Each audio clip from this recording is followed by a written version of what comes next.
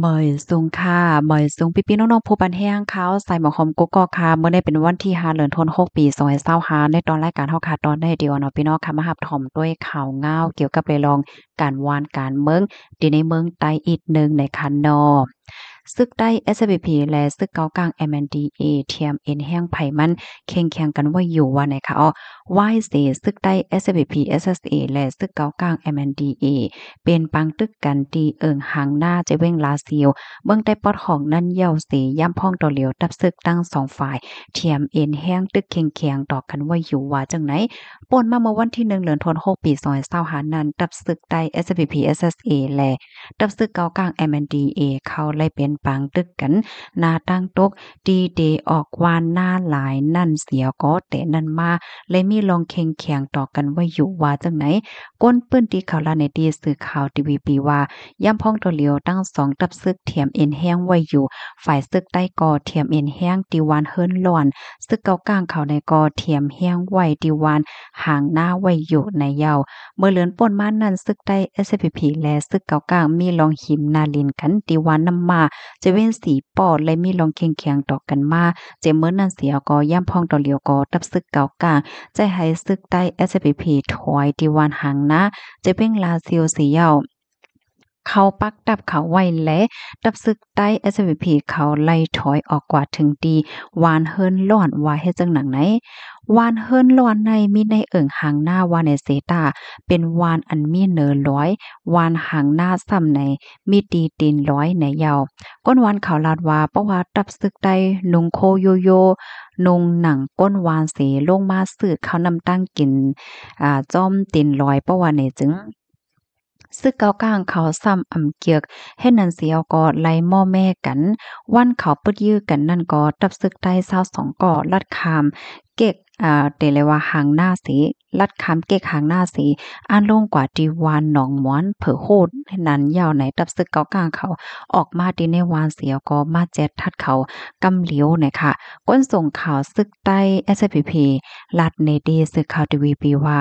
ตับซึกเกากลางเขาในอำปันตับซึกใต้ SPP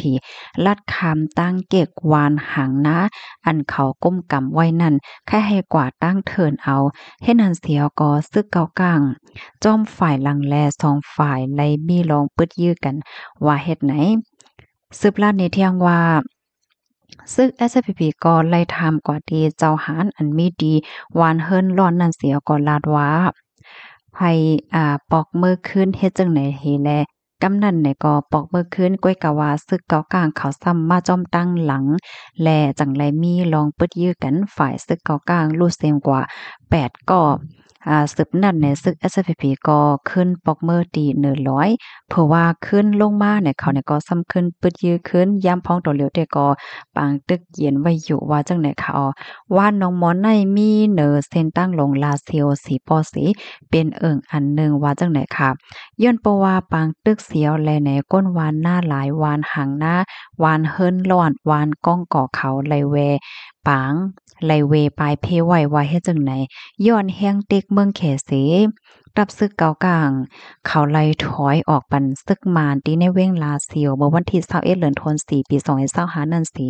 ย่ำพ้องโดดเหลียวไล่ปักดับจอมเจอวานอันมีหิมหอมเว้งลาเซียวไว้ว่าจังไหนค่ะ ข้อมูลตอนในคาลิปมาที่ห้องการข่าวเงาหางเสียงใต้ออกไว้ค่ะเนาะ Source TVB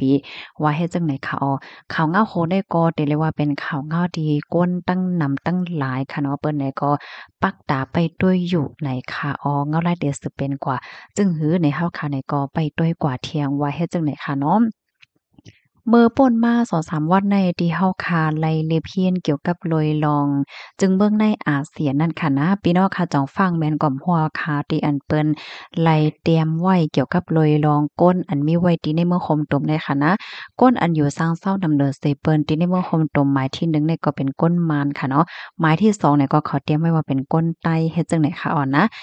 อันนั้นก็เขาเก็บหอมตอมจุข้อมูลก็เลยป่นมาอำไผป้อหึงให้ในนั้นน่ะเนาะ ลูกดีข่าวเงาโหดได้เฮและกำได้เฮาค่ะเนี่ยก็มาถ่อมด้วยข่าวเงาเที่ยงค่ะ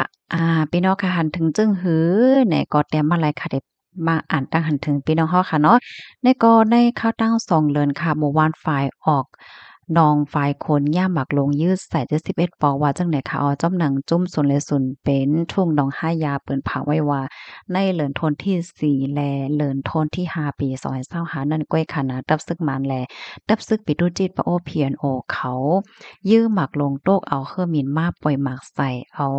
เครื่องตร้วนปล่อยใส่ด้วยในหมู่วานแน่จะเว้งปางล่องจะเว้งหยองคอยทุ่งหนอง5ยาเมืองใต้ปอดจ้านนั่นเสียวก็เฮิรนเยก้นวานเขาย่าหมักแลย่าไฟเผาเฮิรนไหลลู่เหลียวกว่าว่าจังไหนเลือสินนั่นไหนเขาเอาตร้วนกว่าปล่อยใส่วานอันมีไฟออกนองไฟคน46ปอกเอาเครื่องมินปล่อยหมากตก2ปอกเสเติงย่าเฮิรนเยก้นวาน32หลังไฟไหลไหม้เสลู่เหลียวแทง11อ่าลู่เหลียวเนี่ยค่ะแทง11หลังซ้ำในย่าหมากเสไหลลู่เหลียวกว่าว่าไหนไหลฮู้ว่าซึ่งมันไหลดังซึกปิดุจิตปะโอ PNO เขาเอาเครื่องบินปล่อยหมากนำหน้าหาปากป่องหมอกสีลูกปลายเนาะหมอกสีลูกเนี่ยค่ะเอาเลยเสนั้นก็จุดเผาเฮิรนก้นวานแทงเสียวก็ยื้อป้าลุงจิงอายุ50ปีเป็นใต้อันอยู่ดี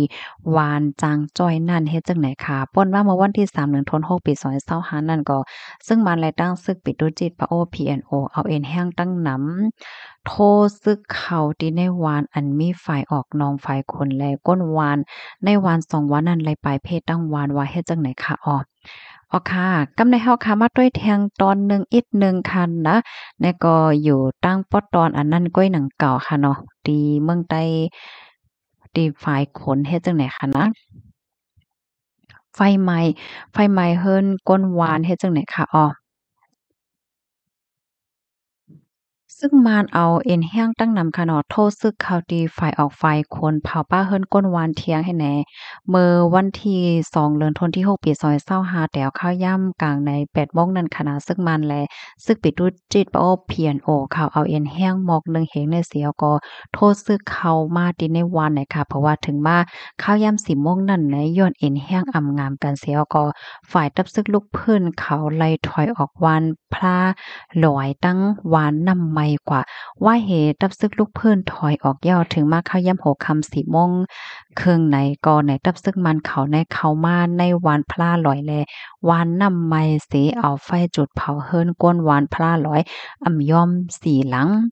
ตับซึกปิวหาไม้หนึ่งเมืองใต้ปอจ้านเปิ้นภาวาป่นมาเมื่อวันที่5เดือนธันวาปี2025นั่นก็ซึ่งมันเอาเอ็นแห้ง6ปากปลายโทษซึกเขาในวานอันมีฝ่ายออกนองฝ่ายคนสีเลยเปลี่ยนฟังตึกกันดังดับซึกลูกเพิ่นเขาต่อถึงวันที่15เดือนธันวาปี2025ข่าวยาม10โมงออกข่าวยาม10วันยาวก่อก้นซึกฝ่ายซึ่งมานลู่เส้นสายใจจำเศร้าก็บาดเจ็บตั้งนำตั้งหลายว่าจังหนักไหนเนี่ยค่ะก็ค่ะข้อมูลอันนี้ก็ค่ะเลยปีมาที่ห้องการข่าวเงาหางเสียงใต้ออกไว้นะคะในก็ติเลยว่าเป็นเปิงเป็นดีในเมืองใต้ค่ะเนาะถ่อมข่าวเงายอก็เป็นใจอำลีจ้อมค่ะนะย้อนให้พี่น้องค่ะก็อยู่ลีกินหวานยอก็ลดเพศกันเสกำค่ะค่ะบ่อยทรงค่ะ